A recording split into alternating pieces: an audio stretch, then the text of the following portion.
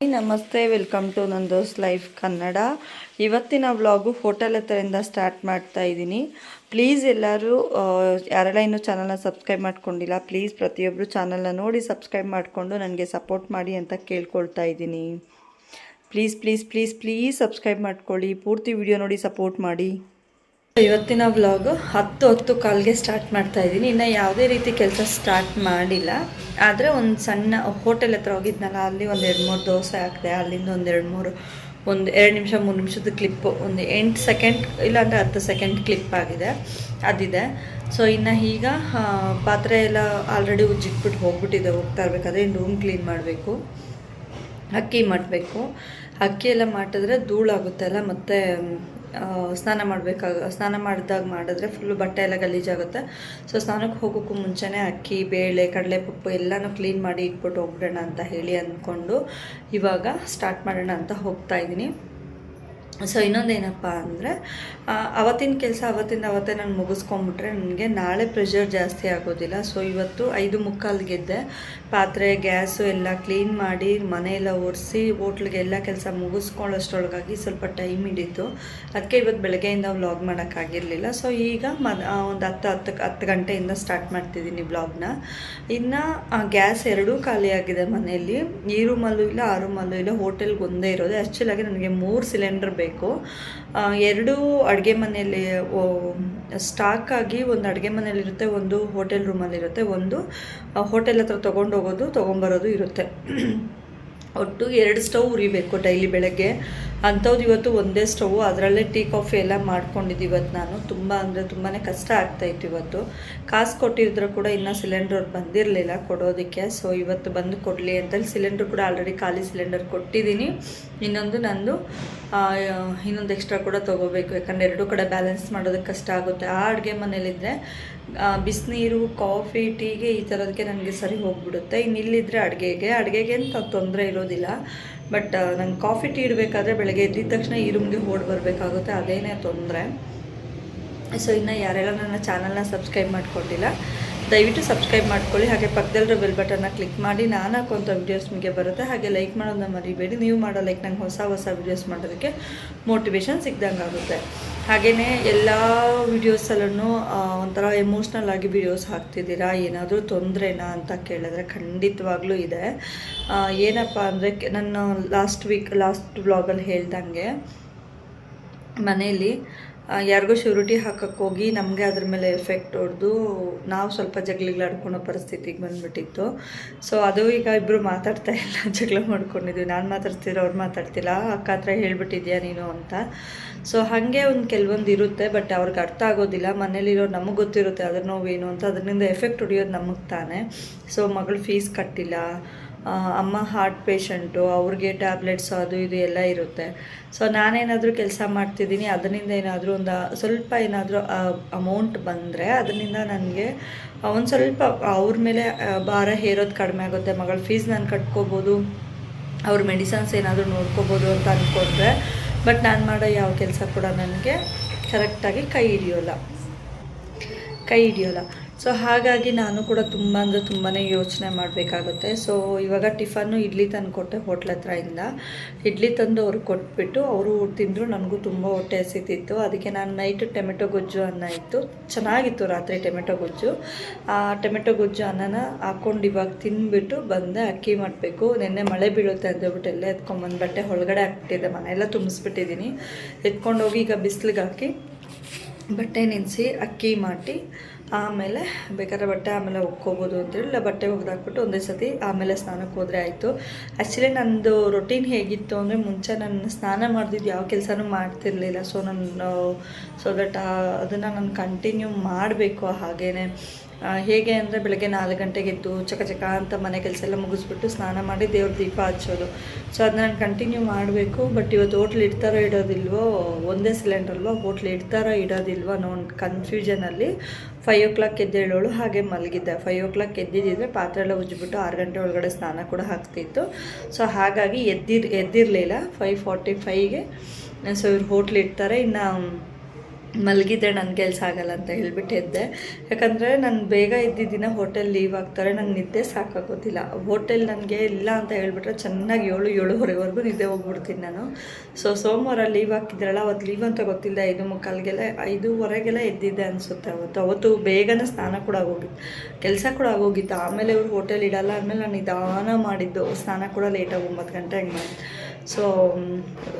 ಅದಕ್ಕೆ ಸ್ವಲ್ಪ ಲೇಟ್ ಮಾಡಿದೆ. ನಾಳೆಯಿಂದ ಸ್ವಲ್ಪ ಬೇಗ ಎದ್ದೇಳಬೇಕು ಅಂತ ಅನ್ಕೋತಾ ಇದ್ದೀನಿ. ಏನೇ ಅಂದ್ಕೊಂಡ್ರೂ ಎದ್ದೇಳೋಕ್ಕಾಗ್ತಿಲ್ಲ, ನೋಡಬೇಕು ಏನೇನಾಗುತ್ತೆ ಅಂತ. ಕಂಟಿನ್ಯೂ ಮಾಡ್ತಾ ಇರೋಣ ಕೆಲಸನ. ಬನ್ನಿ, ಅಕ್ಕಿ ಮಾಡ್ಕೋಬೇಕು, ಬೇಳೆ ಮಾಡಬೇಕು, ರೂಮಲ್ಲಿ ಸ್ವಲ್ಪ ಪಾತ್ರೆ ಇದೆ ಜೋಡಿಸ್ಬೇಕು, ಗ್ಯಾಸ್ ಕ್ಲೀನ್ ಮಾಡಬೇಕು, ಕಲ್ಲು ಕಾಣಿಸುತ್ತಲ್ಲ, ತೋರಿಸ್ತೀನಿ ನಿಮಗೆ. ಆ ಕಲ್ಲು, ಈ ಗ್ಯಾಸು, ಇದನ್ನೆಲ್ಲ ಕ್ಲೀನ್ ಮಾಡ್ಕೋಬೇಕು. ದಯವಿಟ್ಟು ಯಾರೆಲ್ಲ ನನ್ನ ಚಾನಲ್ನ ನೋಡ್ತಿದ್ದೀರಾ ಪ್ಲೀಸ್ ಸಬ್ಸ್ಕ್ರೈಬ್ ಮಾಡ್ಕೊಳ್ಳಿ. ಈ ತಿಂಗಳಾದರೂ ನನಗೆ ಕೈ ತುಂಬ ದುಡ್ಡು ಬರಲಿ ಅಂತ ಹರಿಸಿ ಅಂತ ಕೇಳ್ಕೊಳ್ತಾ ವಿಡಿಯೋ ಹಾಕಿದ್ದೀನಿ. ಹಾಕಿದ ತಕ್ಷಣ ದಯವಿಟ್ಟು ನೋಡಿ, ವಿಡಿಯೋನ ಶೇರ್ ಮಾಡಿ, ನಿಮ್ಮನೆ ಮಗಳನ್ನ ಬೆಳೆಸಿ ಅಂತ ಕೇಳ್ಕೊಳ್ತಾ ಮತ್ತೆ ವಿಡಿಯೋ ಜೊತೆ ಕಂಟಿನ್ಯೂ ಮಾಡ್ತೀನಿ ವ್ಲಾಗ್ನ. ಬನ್ನಿ ಕಂಟಿನ್ಯೂ ಮಾಡೋಣ.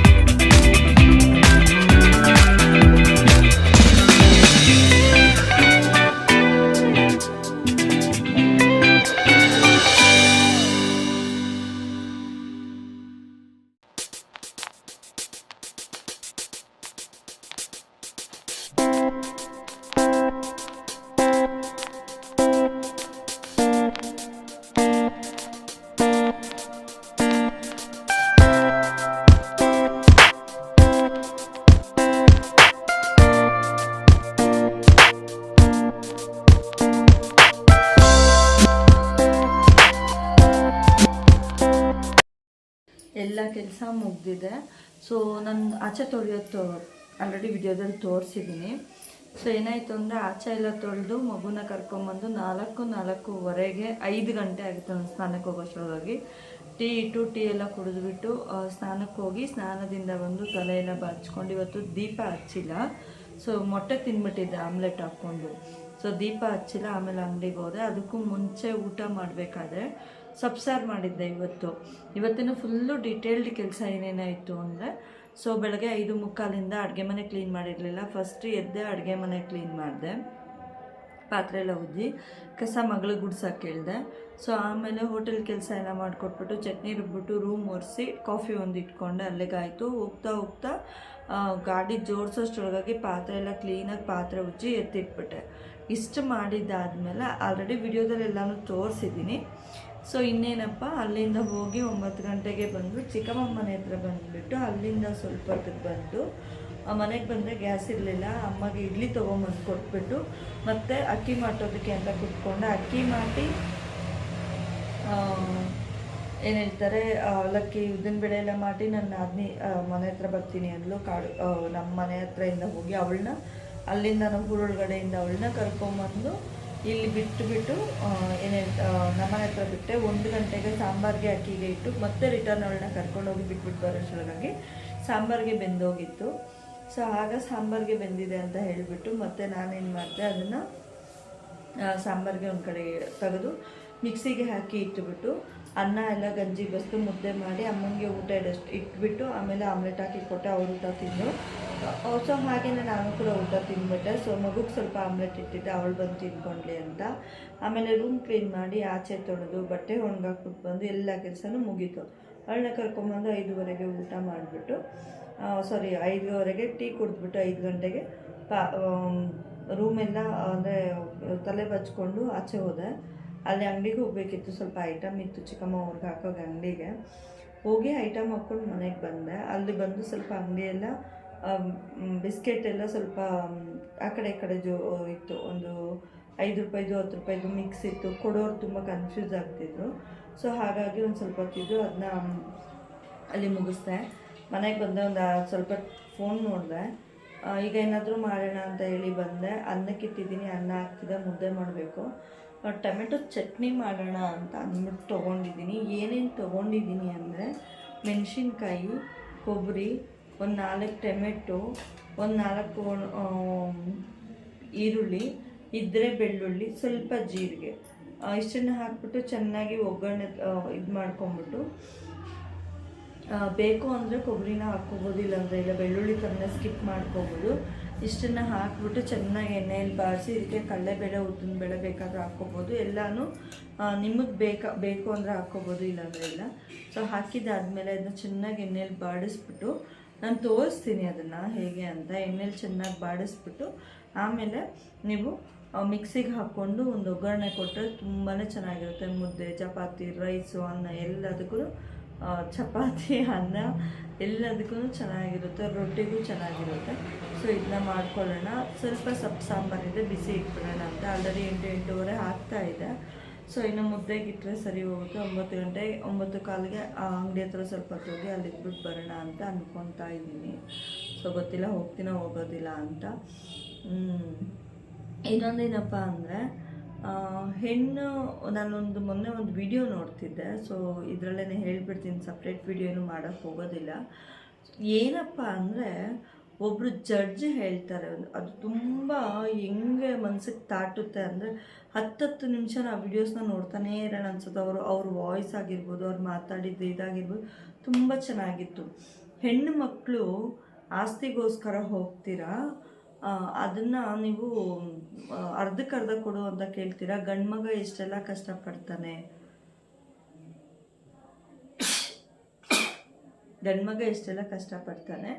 ಸೊ ಅದನ್ನು ನೀವು ಜವಾಬ್ದಾರಿನ ಹೊರಿಸ್ಕೊಳ್ದೆ ನೀವು ಅರ್ಧಕ್ಕರ್ಧ ಕೇಳ್ತೀರಾ. ಗಂಡು ಮಗ ಏನೆಲ್ಲ ಕಷ್ಟಪಡ್ತಾನೆ, ನಿಮ್ಮ ಮದುವೆಯಲ್ಲಿ ಅವ್ರ ಜವಾಬ್ದಾರಿ ಏನಿರುತ್ತೆ, ಅವ್ರ ಮದುವೆಯಲ್ಲಿ ನೀವು ಹೇಗಿರ್ತೀರ ಅನ್ನೋದನ್ನ ಅವರು ಹೇಳ್ತಾರೆ.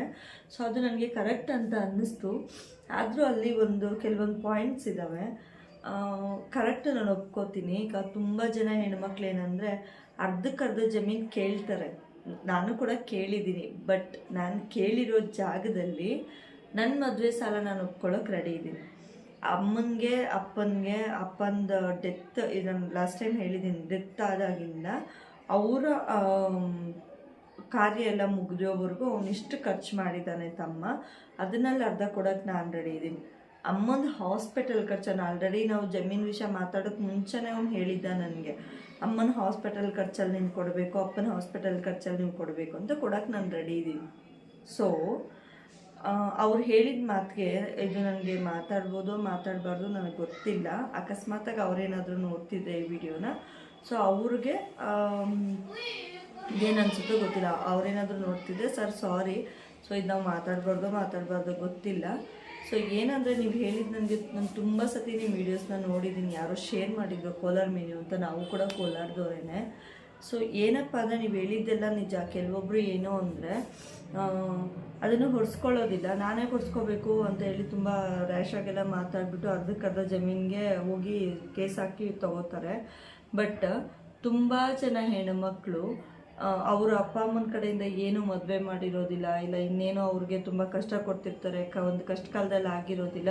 ಆದರೂ ಅವ್ರ ಮನೆಯವರು ಇವಾಗ ದುಡ್ಡು ಹಾಕಬೇಕು, ನಾನು ನಿಮ್ಮ ಮೇಲೆ ಅವ್ರಿಗೆ ಅಪ್ಪ ಅಮ್ಮನಿಗೆ ಮಾಡಿರೋದನ್ನ ಇನ್ವೆಸ್ಟ್ ಮಾಡಿದ್ದೀನಿ ಅಂತ ಹೇಳ್ತಾರೆ. ಸೊ ಅಂಥವ್ರಿಗೆಲ್ಲ ಅರ್ಧಕ್ಕರ್ಧ ಜಮೀನು ತೊಗೊಳ್ಳೇಬೇಕು, ಅಂದರೆ ಏನೇ ಇದ್ರೂ ಅರ್ಧಕ್ಕರ್ಧ ತೊಗೊಳ್ಳೇಬೇಕು, ಅವರು ಸಲ ತೀರಿಸಲೇಬೇಕು. ಇನ್ನೂ ಕೆಲವರು ಇದ್ದಾರೆ ನಮ್ಮನೆ ಹೆಣ್ಮಕ್ಳ ಥರ, ಎಷ್ಟೇ ಕಷ್ಟ ಬರಲಿ ಅವ್ರನ್ನ ಆ ತಮ್ಮನ ಬಿಟ್ಕೊಡೋದಿಲ್ಲ, ಎಷ್ಟೇ ಕಷ್ಟ ಬರಲಿ ಆ ಮನೇನ ಅವ್ರು ಬಿಟ್ಕೊಡೋದಿಲ್ಲ. ಅವ್ರಿಗೆ ಒಂದು ಕಷ್ಟ ಆಗ್ತಿದೆ ಅಂತಂದರೆ ಕೂಡ ಅವ್ರು ಆ ಮನೆಗೋಸ್ಕರ ಅವ್ರು ತುಂಬ ಕಷ್ಟಪಡ್ತಾರೆ, ಆ ಮನೇನ ನೋಡ್ತಾರೆ. ಸೊ ನಮ್ಮ ಮನೇಲಿ ಹೇಗಂದರೆ, ನಮ್ಮ ಮನೇಲಿ ಎಷ್ಟೇ ಕಷ್ಟ ಬಂದರೂ ನಮ್ಗೆ ಎಷ್ಟೇ ನೋವಾದರೂ ಫಸ್ಟು ನಾವು ನೆನೆಯೋದು ಅವ್ರನ್ನೇ. ನಮ್ಮ ಮನೇಲಿ ಒಂದು ಇನ್ಸಿಡೆಂಟ್ ನಡೆದಿದೆ, ನನ್ನ ಮಗಳಿಗೆ ಹುಷಾರಿಲ್ಲ, ನನ್ನ ಮಗಳಿಗೇನೋ ಒಂದು ಜ್ವರ ಬಂದಿದೆ, ನನ್ನ ಮಗಳಿಗೆ ಇನ್ನೇನೋ ಆಗಿದೆ, ನಾನು ಒಂದು ಹಾಸ್ಪಿಟಲಲ್ಲಿ ಅಡ್ಮಿಟ್ ಮಾಡ್ತಿದ್ದೀನಿ ಅಂದರೆ ಫಸ್ಟು ನನ್ನ ಹಸ್ಬೆಂಡ್ ಕಾಲ್ ಆಗೋಲ್ಲ, ನಮ್ಮಮ್ಮನ ಯಾವತ್ತೂ ನೆನೆಯಲ್ಲ, ನನ್ನ ಫ್ಯಾಮಿಲಿ ಮೆಂಬರ್ಸ್ ಕಾಲ್ ಮಾಡಿ, ನಾನು ಫಸ್ಟು ನನ್ನ ಚಿಕ್ಕಮ್ಮಂಗೆ ಕಾಲ್ ಮಾಡಿಬಿಟ್ಟು ಅಮ್ಮ ಅಡ್ಮಿಟ್ ಮಾಡೋಕ್ಕೆ ಹೇಳ್ತಿದ್ದಾರೆ, ಅಮ್ಮ ಹಿಂಗೆ ಹೇಳಿದ್ರು, ಅಮ್ಮ ಹಾಸ್ಪಿಟಲಲ್ಲಿ ಹಿಂಗೆ ಹೇಳಿದ್ರು. ಫಸ್ಟು ನಾನು ಅವ್ರಿಗೆ ಹೇಳೋದು, ನನ್ನ ಅಕ್ಕ ಅಂತ ಕರೆಯೋದು, ಬಟ್ ನಾನು ಫಸ್ಟ್ ಹೇಳೋದು ಅಮ್ಮ ಹಿಂಗಂದು, ಅಮ್ಮ ಅಂತಲೇ ಬರೋದು ಬಾಯಿಗೆ, ಅಮ್ಮ ಹಿಂಗಂದು, ಅಮ್ಮ ಹಿಂಗೆ ಹೇಳ್ತಿದ್ದಾರೆ ಏನು ಮಾಡಿ, ಫಸ್ಟು ನಾನು ಅವ್ರನ್ನ ಕೇಳ್ತೀನಿ. ಸೊ ದಟ್ ಅದು ಏನಂದರೆ ಎಲ್ಲ ಹೆಣ್ಣುಮಕ್ಳು ಬಂದು ಅರ್ಧಕ್ಕರ್ಧ ಆಸ್ತಿ ಕೊಡು ಅಂತ ಕೇಳಲ್ಲ.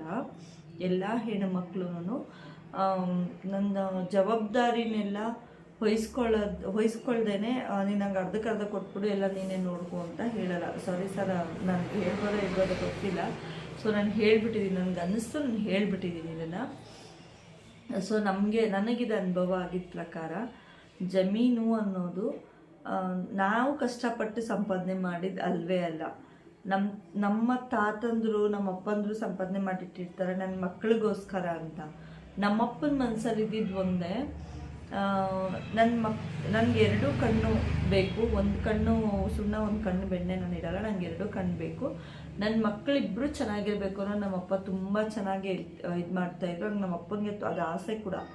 ಸೊ ಅದೊಂದು ಕೆಲವೊಂದು ವಿಚಾರದಲ್ಲಿ ನಮ್ಮಪ್ಪ ನನಗೆ ಫೇರವರ್ ಆಗಿರೋರು.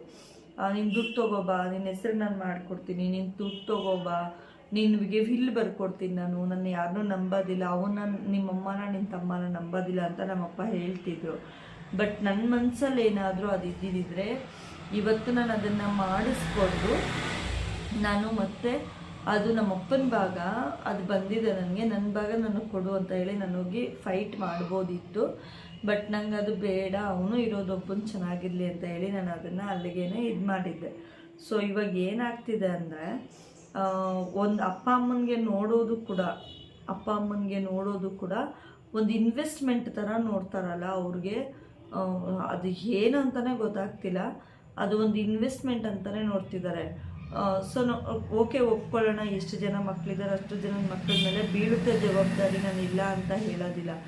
ಸೊ ಒಂದು ಹೆಣ್ಣು ಮಗು ಮೇಲೆ ಎಷ್ಟು ಜವಾಬ್ದಾರಿ ಇರುತ್ತೆ ಅನ್ನೋದು ನಿಮ್ಗೇನಾದರೂ ಗೊತ್ತಿದೆಯಾ? ನನ್ನ ತಮ್ಮ ವೀಡಿಯೋಸ್ ನೋಡ್ತಿದ್ರು ಓಕೆ ನನಗೆ. ಸೊ ನಾನು ಆ ವಿಡಿಯೋ ಅವ್ನಿಗೆ ನಾನು ಡೈರೆಕ್ಟಾಗಿ ಹೇಳೋಕ್ಕಾಗೋದಿಲ್ಲ, ವಿಡಿಯೋ ಮುಖಾಂತರವಾಗಾದರೂ ಅವನಿಗೆ ಗೊತ್ತಾಗಲಿ. ಗಂಡು ಮಕ್ಕಳಿಗೆ ಮದುವೆ ಆಗಿಲ್ಲ ಅಂದರೆ ಆ ಮನೆ ಅಷ್ಟೇ ಜವಾಬ್ದಾರಿಯಾಗಿರುತ್ತೆ. ಅಮ್ಮ ಅವನ ಜಾಬು, ಅವನ ಊಟ, ಅಪ್ಪ ಅವನ ಖರ್ಚು ಅವನ ವೆಚ್ಚ ಏನಾದರೂ ಅದ್ರ ಮೇಲೆ ಸಾಲ ಇದ್ದರೆ ಅದು ಅಷ್ಟು ಮಾತ್ರ ಆಗಿರುತ್ತೆ. ಸೊ ಬೆಂಗಳೂರಲ್ಲಿದ್ದರೆ ರೆಂಟು ಅದು ಇದು ಎಲ್ಲ ಸೇರಿಸಿ ಅವ್ನು ದುಡಿಯೋದು, ಅಪ್ಪ ಅಮ್ಮನ ದುಡಿತಿರ್ತಾರೆ. ಸೊ ದಟ್ ಅದನ್ನೆಲ್ಲ ಇದಾಗುತ್ತೆ. ಇನ್ನು ಕೆಲವ್ರು ಅಮ್ಮ ಎಲ್ಲ ಏನು ಮಾಡ್ತಾರೆ, ಅವ್ರ ಖರ್ಚನ್ನ ಅವ್ರು ನೋಡ್ಕೊತಾ ಇರ್ತಾರೆ, ₹1 ಕೊಡಲ್ಲ ಅಂತ. ಅದನ್ನು ನಾವೇ ಕೇಳಿ ತೊಗೋಬೇಕು. ಸೊ ನಿನಗೆ ಖರ್ಚೇನಿಲ್ಲ, ನನಗೆ ಖರ್ಚು ಜಾಸ್ತಿ ಆಗ್ತಿದೆ, ಬರ್ನ್ ಜಾಸ್ತಿ ಆಗ್ತಿದೆ, ಕೊಡು ಅಂತ. ಇನ್ನೊಂದು, ಒಬ್ಬ ಮನೆ ಸೊಸೆ ಆದಮೇಲೆ ಆ ಸೊಸೆಗೆ ಅವ್ರ ಅತ್ತೆ ಮಾವ, ಅವ್ರ ಗಂಡ, ಅವ್ರ ಮಕ್ಕಳು ತುಂಬಾ ಇರುತ್ತೆ. ಅಪ್ಪ ಅಮ್ಮನ ಜವಾಬ್ದಾರಿನೂ ಇರುತ್ತೆ. ಸೊ ಈಗ ಒಂದು ಮಗು ಇದೆ, ಮಗುಗಿನ್ನೂ ಫೀಸ್ ಕಟ್ಟಿಲ್ಲ, ಸಡನ್ನಾಗಿ ಕಾಲ್ ಮಾಡಿಬಿಟ್ಟು ಒಂದು 30,000 ಹಾಕು, 20,000 ಹಾಕು ಅಂದರೆ ಒಂದು 10 ಮನೆ ಬಾಡಿಗೆ ಬರ್ತಾ ಇದ್ದೋ, ಇಲ್ಲ ಇನ್ನೇನೋ ಇನ್ವೆಸ್ಟ್ಮೆಂಟ್ ಇದ್ದೋ, ಇಲ್ಲೇನು ಇನ್ನೆಲ್ಲ ಕಡೆಯಿಂದ ಅವ್ರಿಗೆ ದುಡ್ಡು ಬರುತ್ತೆ ಅಂದರೆ ಓಕೆ, ಒಪ್ಕೊಳ್ಳೋಣ. ಸೊ ಯಾಕೆ ಈ ತಿಂಗಳು EMI ಕಟ್ಬಿಡೋಣ, ಈ ತಿಂಗಳಿಲ್ಲ ಮಗುಗೆ ಫೀಸ್ ಕಟ್ಬಿಡೋಣ, ನೆಕ್ಸ್ಟ್ ತಿಂಗಳು ಅವ್ರಿಗೆ ಕೊಡೋಣ ಅಂತ ಹೇಳಿ ಮಾಡೋದು.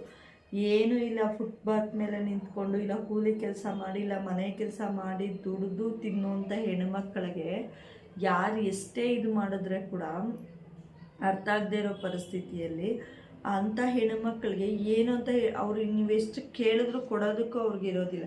ಸೊ ಏನು ಹೇಳ್ತಾರೆ, ಹಿಂಗೆ ಕೇಳಿದ್ರು ದುಡ್ಡಿಲ್ಲ ಅಂತ ಹೇಳ್ತೀಯಾ, ನಾನು ಇನ್ವೆಸ್ಟ್ ಮಾಡಿದ್ದೀನಿ. ಯಾರಿಗೋಸ್ಕರ ಮಾಡಿದ್ದೀರಾ ಇನ್ವೆಸ್ಟು? ನಿಮ್ಮ ಅಪ್ಪ ಅಮ್ಮನಿಗೋಸ್ಕರ ತಾನೇ.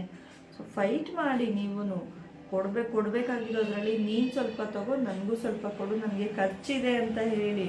ಹಂಗಂದ್ಬಿಟ್ಟು ನಾನು ಕೊಡೋದೇ ಇಲ್ಲ, ನಾನು ಎಲ್ಲೋ ತೊಗೊಂಡೋಗಿ ನಿಮಗೆ ಕೊಡ್ತೀನಿ ಅಂದರೆ ಅದು ಒಪ್ಪಲ್ಲ ಅಲ್ವಾ. ಸೊ ಇನ್ನೊಂದು ಏನಪ್ಪ ಅಂದರೆ, ಮದುವೆ ಆಗಿರೋ ಹೆಣ್ಮಕ್ಳಿಗೆ ಮನೇಲಿ ಅವ್ರ ಮನೇಲಿ ಎಷ್ಟು ಕಷ್ಟ, ಎಷ್ಟು ಖರ್ಚು ವೆಚ್ಚ ಎಷ್ಟಿರುತ್ತೆ. ನಮ್ಮ ಹಾಸ್ಪಿಟಲ್ ಬಂದಾಗ ಇದು ಬಂದಾಗ ಆ ಹೆಣ್ಮಕ್ಳನ್ನ ತವ್ರ ಮನೆ ಕಡೆಯಿಂದ ನೋಡ್ತಾ ಇದ್ರೆ ಅವ್ರಿಗೆ ಆ ಕಷ್ಟ ಗೊತ್ತಿರುತ್ತೆ. ಇಲ್ಲಪ್ಪ ಅವ್ರ ಮನೇಲಿ ಕಷ್ಟ ಇದೆ, ಅವಳಿಗೆ ಇದಿರುತ್ತೆ. 4 ಕಾಳು ಮುಂದೆ ತೋರಿಸ್ಕೊಳ್ಳೋದಕ್ಕೋಸ್ಕರ ಅವಳಿಗೆ ಕಷ್ಟ ಇದೆ, ಅವಳಿಗೆ ಆಗಿದೆ ಹೀಗಿದೆ ಅಂತ ಹೇಳಿಬಿಟ್ಟು 4 ಕಾಲಕ್ಕೂ ಗೊತ್ತಿಲ್ಲದೆ ಮಾತಾಡೋ ಮಾತಿದೆಯಲ್ಲ, ಅದು ಮಾತ್ರ ವರ್ಸ್ಟ್ ಅಂದರೆ ವರ್ಸ್ಟ್ ನಾನು ಹೇಳ್ತೀನಿ. ಯಾಕೆ ಅಂದರೆ ಏನೋ ಒಂದು ಸಂದರ್ಭಗಳು ಬಂದಾಗ ಹೆಣ್ಮಕ್ಳು ಹೋಗ್ಬಿಟ್ಟು ನಾನು ಸ್ವಲ್ಪ ಇನ್ವೆಸ್ಟ್ ಮಾಡ್ತೀನಿ, 5 ಆಗುತ್ತೋ 10 ಆಗುತ್ತೋ, ₹1 ಆಗುತ್ತೋ ₹2 ಆಗುತ್ತೋ, ಅವ್ರು ಕಷ್ಟಪಟ್ಟಿರ್ತಾರೆ. ಸೊ ಇನ್ವೆಸ್ಟ್ ಮಾಡ್ತೀನಿ ಅಂದಾಗ ಅವ್ರು ಬರೋ ಮಾತು ಏನು ಗೊತ್ತಾ, ಬೇಡ ನಿನಗೆ ತುಂಬ ಕಷ್ಟ ಇದೆ. ಅವ್ರ ಮುಂದೆ ಜಸ್ಟ್ 1 ತಿಂಗಳು 2 ತಿಂಗಳಾದ್ಮೇಲೆ ಖರ್ಚಿಗೆ ದುಡ್ಡು ಹಾಕಿಲ್ವಾ, ನಾನು ಇಷ್ಟು ಖರ್ಚು ಮಾಡಿದ್ದೀನಿ, ಇಷ್ಟು ಮಾಡಿದ್ದೀನಿ, ಅವತ್ತು ಕಷ್ಟ ಇದೆ ಹಾಕ್ಬೇಡ ಅಂತ ಹೇಳೋದು. ಏನೋ ಸ್ವಲ್ಪ ಇಟ್ಕೊಂಡಿರೋದನ್ನ ಇನ್ನೇನಕ್ಕೋ ಹಾಕಿ ಎಲ್ಲ ಹೋದ್ಮೇಲೆ ಮತ್ತೆ ಅರ್ಧಕ್ಕರ್ಧ ಹಾಕು ಅಂತ ಹೇಳೋದು. ಇನ್ನೊಂದು 500, 1000, 10,000, 5,000 ಎಲ್ಲ ಅವ್ರಿಗೆ ಜುಜುಬಿ, ನಮಗೆ ಬಂದ ಏನು ಮಾಡ್ತೀರಾ. ಸೊ ಇದು ನಾನು ಹೇಳಬೇಕಿತ್ತು. ಯಾಕೆ ಅಂದರೆ ತುಂಬ ಜನಕ್ಕೆ ಗೊತ್ತಿರೋದಿಲ್ಲ. ಸುಮಾರು ಜನ ಹೆಣ್ಮಕ್ಳು ಕೆಲವ್ರು ಇರ್ತಾರೆ, ಹೋಗಿ ತೊಗೊಂಬರ್ಬೇಕು, ನಾನು ಇಲ್ಲಿ ಎಷ್ಟೇ ಇದ್ರೂ ತವ್ರ ಮನೆಯಿಂದ ಬರಬೇಕು ಅನ್ನೋದು ಕೂಡ ಇರುತ್ತೆ. ಕೆಲವೊಬ್ರಿಗೆ ಗಂಡನ ಮನೇಲಿ ಕೋಟಿಗಟ್ಟಲೆ ಇರುತ್ತೆ. ಅಂದರೆ ಯಾವುದೋ ಜಮೀನು ಮಾರಿ ದುಡ್ಡು, ದೊಡ್ಡ ದೊಡ್ಡ ಬಿಲ್ಡಿಂಗ್ಗಳು ತೊಗೊಂಡಿರ್ತಾರೆ, ಕಾರು, ಒಡವೆ ಎಲ್ಲ ಇರುತ್ತೆ. ಆದರೂ ತವ್ರ ಮನೆ ಕಡೆಯಿಂದ ಬಿಡೋದಿಲ್ಲ, ನನಗೆ ಬೇಕು ಅಂತ. ಇನ್ನು ಕೆಲವ್ರಿಗೆ ಏನೂ ಇರೋದಿಲ್ಲ, ಅವ್ರಿಗೆ ಅವಶ್ಯಕತೆ ಬೇಕೇ ಬೇಕು. ನನಗೆ ಬೇಡ ಅಂದರೆ ನನ್ನ ಮಗುಗೆ ಬೇಕು, ನಾನು ದುಡಿಯೋ ನನಗೆ ಶಕ್ತಿ ಇದೆ, ನನ್ನ ಮಗುಗೆ ಬೇಕು ಅಂತ ಅನ್ನೋರಿಗೆ ಕೂಡ ಅವ್ರು ಕೊಡೋದಿಲ್ಲ ಕೆಲವರು. ಸೊ ಅವರು ಜಡ್ಜ್ ಹೇಳಿದ್ರಲ್ಲಿ ಏನೂ ಇದಿರಲಿಲ್ಲ, ಕರೆಕ್ಟು, ನಾನು ಇಲ್ಲ ಅಂತ ಹೇಳಿದ್ರೆ ಸರ್ ಅವ್ರು ಹೇಳಿದ್ದು ತುಂಬಾ ಒಳ್ಳೆ ಮಾತು. ನೀವೇನು ಮಾಡ್ತೀರಾ ನೀವು ಅಂತ ಕೇಳಿದ್ರು. ಹಾಗೆ ಮದುವೆಗಳಲ್ಲಿ ಕೆಲವರು ನನ್ನ ತಮ್ಮನ ಮದುವೆ ಅಂತ ಹೇಳಿ ತುಂಬ ಓಡಾಡಿ ಮಾಡೋರು ಇದ್ದಾರೆ. ಇನ್ನು ಕೆಲವರು ನನಗೆ ಇಂಥವುದೇ ಸೀರೆ ಬೇಕು, ನನಗೆ ಇಂಥದ್ದೇ ಒಡವೆ ಬೇಕು, ಇಂಥದ್ದು ಇದ್ರೇ ಬರ್ತೀನಿ ಅಂತ ಹೇಳಿ ಕಂಡೀಷನ್ಸ್ ಹಾಕಿ ಹೋಗೋರು ಇದ್ದಾರೆ. ಸೊ ಅಂಥವ್ರ ಮಧ್ಯೆ ನಾವಿದ್ದೀವಿ. ನಂಗೆ ಆ ಮಾತು ತುಂಬಾ ಇದಾಯಿತು. ಅವ್ರು ಹೇಳಿದ್ದು ಎಷ್ಟು ಅಚ್ಚುಕಟ್ಟಾಗಿ ಹೇಳಿದ್ರು ಅಂದರೆ, ನಾನು ಅವ್ರನ್ನ ವೀಡಿಯೋಸ್ನ ನೋಡ್ತಾ ಇರಬೇಕಾದ್ರೆ ಗಂಡ ಹೆಂಡತಿ ಸಂಬಂಧ ಹೇಗಿರಬೇಕು, ಅಕ್ಕ ತಮ್ಮನ ಜವಾಬ್ದಾರಿ ಹೇಗಿರುತ್ತೆ, ಮತ್ತು ಹೆಣ್ಣುಮಕ್ಳ ಜವಾಬ್ದಾರಿ ಏನು ತೊಗೊಳ್ದೇ ಇರಬೇಕಾದ್ರೆ ಒಬ್ಬ ತಮ್ಮ ಆದೋನು ಅಣ್ಣ ಆದೋನು ಹೇಗೆ ಆ ಮನೆ ಜವಾಬ್ದಾರಿನ ತೊಗೊಂಡು ನಿಭಾಯಿಸ್ತಾನೆ ಅನ್ನೋದನ್ನ ಅವರು ತುಂಬ ಚೆನ್ನಾಗಿ ಹೇಳಿದ್ರು. ಒಂದು ರೀಲಲ್ಲಿ ನೋಡಿದ್ದು ನನಗೆ ತುಂಬ ಇಷ್ಟ ಆಯಿತು. ಸರ್ ಸಾರಿ, ನೀವೇನಾದರೂ ಈ ವಿಡಿಯೋ ನೋಡ್ತಿದ್ರೆ ಐ ಆಮ್ ರಿಯಲಿ ಸಾರಿ. ನನಗೆ ಏನು ಹೇಳಬೇಕು ಅದನ್ನು ನಾನು ಹೇಳ್ಬಿಟ್ಟಿದ್ದೀನಿ. ಕೆಲವೊಬ್ರಿಗೆ ಗೊತ್ತಿರೋದಿಲ್ಲ. ತುಂಬ ಜನ ವೀಡಿಯೋಸ್ ನೋಡೋದ್ರಿಂದ ಅದು ಬ್ಯಾಲೆನ್ಸ್ಡ್ ಹೇಗೆ ಮಾಡ್ತಾರೆ ಕೆಲವು ಹೆಣ್ಮಕ್ಳು, ಆ ಬ್ಯಾಲೆನ್ಸ್ ಹೇಗಿರುತ್ತೆ ಆ ಹೆಣ್ಮಕ್ಳಲ್ಲಿ. ಕೆಲವ್ರಿಗೆ ಎರಡೂ ಕಡೆ ಬ್ಯಾಲೆನ್ಸ್ ಮಾಡ್ತಿರ್ತಾರೆ, ಗಂಡನ ಮನೆಯಲ್ಲೂ ತವ್ರ ಮನೆಯಲ್ಲೂ. ತುಂಬ ಚೆನ್ನಾಗಿ ಬಂದಿರೋ ಸೊಸೆನಾಗಿರ್ಬೋದು, ಅಪ್ಪ ಅಮ್ಮನಿಗೆ ಹೇಳೋ ಬುದ್ಧಿ ಅಲ್ಲಿ ಹೇಳ್ಕೊಂಡು, ಹೆಣ್ಮಕ್ಳಿಗೆ ಹೇಳೋ ಬುದ್ಧಿ ಹೆಣ್ಮಕ್ಳಿಗೆ ಹೇಳ್ಕೊಂಡು ಸೊಸೆಗೆ ಹೇಳೋ ಬುದ್ಧಿ ಸೊಸೆಗೆ ಹೇಳ್ಕೊಂಡು ಮನೇನ ಪ್ರಶಾಂತವಾಗಿ ತೂಗಿಸ್ಕೊಂಡು ಹೋಗ್ತಾ ಇರ್ತಾರೆ. ಸೊ ಅಂಥ ಹೆಣ್ಮಕ್ಳು ಇದ್ದಾರೆ, ತಂದೆಗೆ ತಮಾಷೆ ನೋಡೋ ಹೆಣ್ಮಕ್ಳು ಇದ್ದಾರೆ, ಸೊಸೆನ ಕೀಳಾಗಿ ನೋಡುವಂತ ಹೇಳ್ಕೊಡೋ ಹೆಣ್ಮಕ್ಳು ಇದ್ದಾರೆ. ಸೊ ಎರಡೂ ಕಡೆ ಬ್ಯಾಲೆನ್ಸ್ ಮಾಡೋರು ಇದ್ದಾರೆ. ನನ್ನ ಮಗಳಿದ್ದಂಗೆ ನೀನು, ನನ್ನ ಮನೆ, ನನ್ನ ಮಗುನೇ ನೀನು ಅಂತೇಳಿ ನೋಡೋರು ಇದ್ದಾರೆ. ಸೊ ಈ ವಿಡಿಯೋ ಬಗ್ಗೆ ಯಾರಿಗಾದ್ರೂ ಏನಾದರೂ ಕಾಮೆಂಟ್ಸ್ ಇದ್ದರೆ ವಿಡಿಯೋ ಮುಖಾಂತರ ನನಗೆ ತಿಳಿಸಿ ಅಂತ ಹೇಳ್ತಾ, ಕಾಮೆಂಟ್ ಮುಖಾಂತರ ತಿಳಿಸಿ ಅಂತ ಹೇಳ್ತಾ, ಸೊ ಇನ್ನು ಕಂಟಿನ್ಯೂ ಕೆಲಸ ಅನ್ನಕ್ಕೆ ಇಟ್ಟಿದ್ದೀನಿ. ಗಂಜಿ ಬಸ್ಬಿಟ್ಟು ಮುದ್ದೆ ಗಿಡನ ಟೊಮೆಟೊ ಚಟ್ನಿ ಮಾಡೋಣ. ಇನ್ನೇನು ಕೆಲಸ ಇಲ್ಲ, ಏನಾದರೂ ಸ್ವಲ್ಪ ಪಾತ್ರೆ ಇದ್ದರೆ ಉಜ್ಜಿಬಿಟ್ಟು ಮಲಗೋದೇನೆ. ಸೊ ಬನ್ನಿ, ಕಂಟಿನ್ಯೂ ಇದ್ದರೆ ತೋರಿಸ್ತೀನಿ, ಇಲ್ಲ ಅಂದರೆ ಇಲ್ಲ. ಬ್ಯಾಗ್ ನಾನು ಕಂಟಿನ್ಯೂ ಮಾಡಿರಲಿಲ್ಲ, ಅದಕ್ಕೆ ತೋರಿಸ್ಲಿಲ್ಲ. ಸೊ ಕಂಟಿನ್ಯೂ ಮಾಡಿದರೆ ನಿಮಗೆ ಅದು ಕೂಡ ತೋರಿಸ್ತೀನಿ. ಇನ್ನೂ ಯಾರೆಲ್ಲ ಸಬ್ಸ್ಕ್ರೈಬ್ ಮಾಡ್ಕೊಂಡಿಲ್ಲ ನನ್ನ ಚಾನಲ್ನ, ಪ್ಲೀಸ್ ಸಬ್ಸ್ಕ್ರೈಬ್ ಮಾಡಿಕೊಂಡು ನನಗೆ ಸಪೋರ್ಟ್ ಮಾಡಿ ಅಂತ ಕೇಳ್ಕೊಳ್ತಾ, ತುಂಬ ಅಂದರೆ ತುಂಬ ಕಡಿಮೆ ವ್ಯೂಸ್ ಆಗ್ತಾಯಿದೆ. ಮತ್ತು ಪ್ಲೀಸ್ ವಿಡಿಯೋಸ್ ನೋಡಿ ಸಪೋರ್ಟ್ ಮಾಡಿ. ತುಂಬ ಕಷ್ಟಪಟ್ಟು ಇಷ್ಟಪಟ್ಟು ವಿಡಿಯೋಸ್ ಮಾಡ್ತಿದ್ದೀನಿ. ಈ ತಿಂಗಳಾದರೂ ದುಡ್ಡು ತೊಗೋಬೇಕು ಅನ್ನೋದೊಂದು ಆಸೆ ಇದೆ. ಗೂಗಲ್ ಪಿನ್ ಬಂದಿದ್ದ ತಕ್ಷಣ ನನ್ನ ಕೈಗೆ ದುಡ್ಡು ಬರಲಿ ಅಂತ ನಿಮ್ಮನ್ನೆಲ್ಲರನ್ನು ಕೇಳ್ಕೊಳ್ತಾ, thank you so much, love you all, bye bye.